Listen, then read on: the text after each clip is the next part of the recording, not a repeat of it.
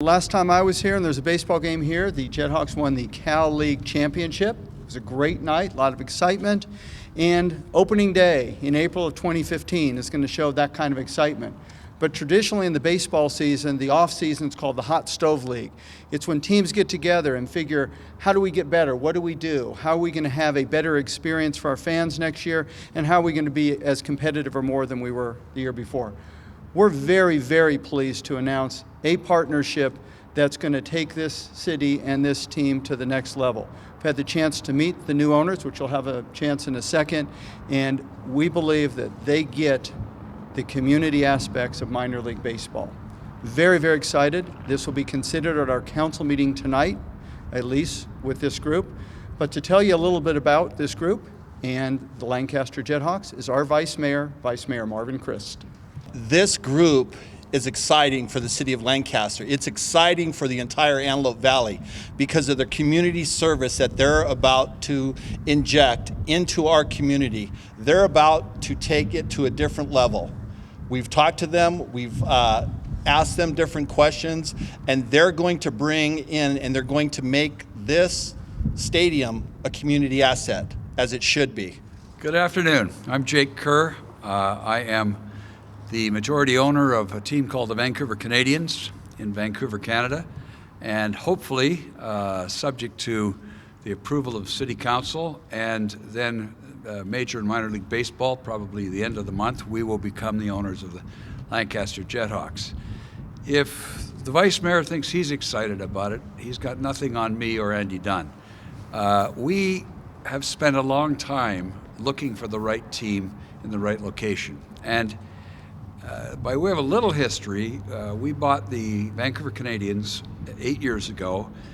It had a 65-year-old stadium and, frankly, a moribund management group. The ones that weren't officially dead were almost there, and the stadium looked like a junk pile. I bought it, frankly, because I was a kid from Vancouver who went out there in 1955 and saw Brooks Robinson play baseball and really didn't know much more about it than that. And I managed to lose more money in a short period of time than you'd be thought possible until I found Andy Dunn. And as you'll see in a few minutes, Andy Dunn is a super experienced baseball guy. He was vice president of the Florida Marlins. He was vice president of the Washington Nationals when I met him. He did all the renovations in the building of the National Stadium when they moved over from Montreal. The most exciting thing I've seen this afternoon is that there's a gentleman in the crowd here who I think is a sports reporter wearing a Montreal Expos hat. Now, this is a guy who knows his stuff, a bunch of foreigners like me here. So I should say, by way of carpetbagging, that we're not going to be that. I've lived in Palm Springs in the winter for 35 years, so I have a reasonably good affection for California, and I went to school at Cal, so sure, we intend to have a successful business. We will. We absolutely, thanks to Andy, have a model we believe really works. We looked at a lot of teams before we decided to try and do Lancaster. We love the stadium. We think it is absolutely fantastic. We're used to playing in a 65-year-old bandbox, and this is Yankee Stadium for us. It needs some tender loving care. It needs some paint. It needs cleaning up, but it's a fine facility and one that we're very proud to be associated with.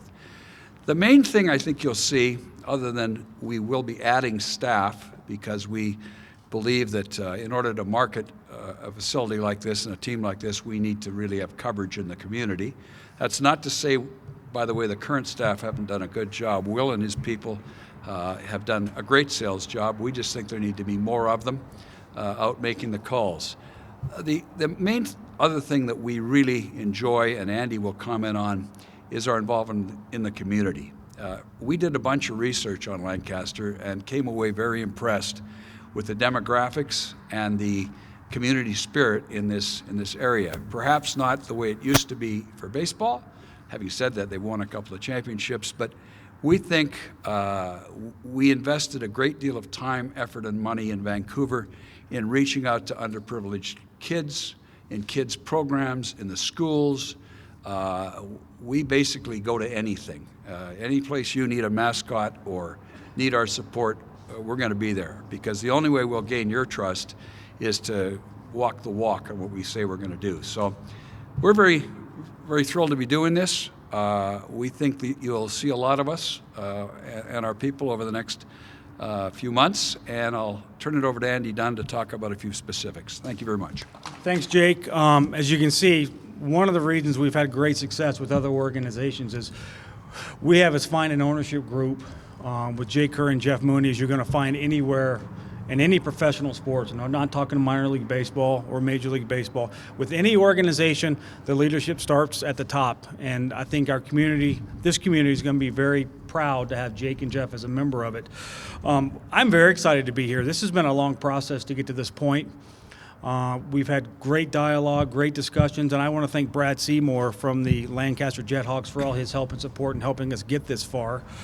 Our goal as an organization moving forward is going to be pretty simple, and I'll say this and you guys can hold me to it. The only goal we have is we want to make sure that everyone in the entire Antelope Valley, that we provide them with a baseball franchise that each and every person can be proud of. You know, we understand the fact that we might be running the franchise. Bottom line, this is not our franchise. This franchise belongs to the people of the community. This franchise will be here long after we're gone.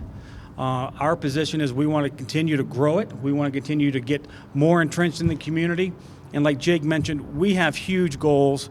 And it's not even really goals, it's kind of this is how we operate. I'm a firm believer as a leader of minor league organizations or sports organizations that you can't just be in your community, you have to be a leader in this community.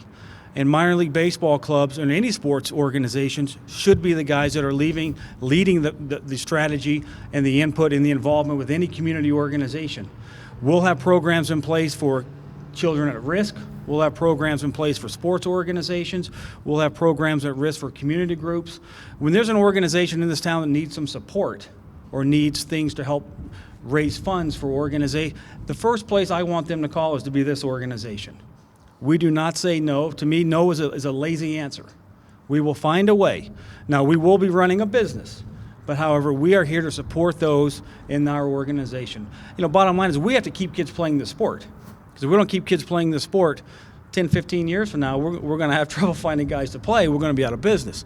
We are committed to the community, first and foremost. We are not, and you can say what you want, you can quiz us on us, in 3-4 years from now, you'll be able to walk up and say, you know what, those guys told us the truth. And again, I'm just a guy from the South, and a lot of people can tell I'm not from Vancouver. People in Vancouver are like, you're not from here, and I'm like, well, I'm from South Vancouver, but nobody seems to buy into it.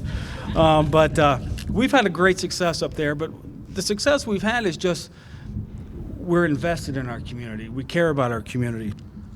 You know, one of the things we want to do is we will run a first-class organization. We will run it by having the great people who care about each and every fan.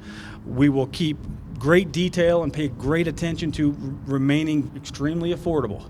It's a minor league franchise. We're here. It's a community asset. We have to remain affordable, whether it's with tickets or food and beverage. We will be affordable. I don't want to hear people say, I'd love to come more, but it's just kind of expensive. No, affordability is what this is all about. Again, we're here to continue to grow the organization. Will and everybody on the staff has done a tremendous job. We're going to come in and hopefully provide some resources, take the level a little higher when it comes to marketing and promotions. And again, we'll say it time and time again, the community is going to help us drive this organization. One of the things I want to make sure I do is say a great thank you to Mark Bazigian and Jason Cottle from the city of Lancaster. We've worked tireless hours on this lease that we're voting on tonight. And I don't think I've ever worked in a city with two gentlemen that care as much about the city, but were as professional and gracious to work with. So Mark, Jason, thank you very much. And we certainly are excited about a great friendship moving forward. But we're just happy to be here in Lancaster. And I love looking up at the jet. You know, where I'm from is Space Coast of Florida, so I'm used to the space shuttle. It's nice to be able to go out and see where it used to land every now and then when it didn't land back at Kennedy.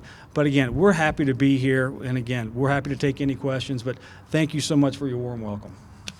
You know, I just want to make sure that everybody understands it's really a great day when you hear two gentlemen that come from Vancouver, and I know Yeah, I know, and south at that, but you can tell that I kind of like them. As soon as I walked up, you can see that there's a little bit of a dress alike. I don't know about Marvin, but anyway, let's bring us back on topic. But if you just listen to the content of their message, and when somebody comes to town, buys the facility, the license here, and they talk about community, you can tell that they already fit in. And so I'm looking forward to what they're going to bring to Lancaster and Antelope Valley. And thanks, guys. And I'll be looking forward to the vote tonight. So thanks. You guys can see why we're excited at the City of Lancaster to have these gentlemen, this organization here. It's going to be good for the City of Lancaster and the entire Antelope Valley. They're really going to get involved in our community. It's going to be a great time. We're looking forward to the vote. These gentlemen will be available for any questions that you have, and that concludes the press conference. Thank you. Thank you.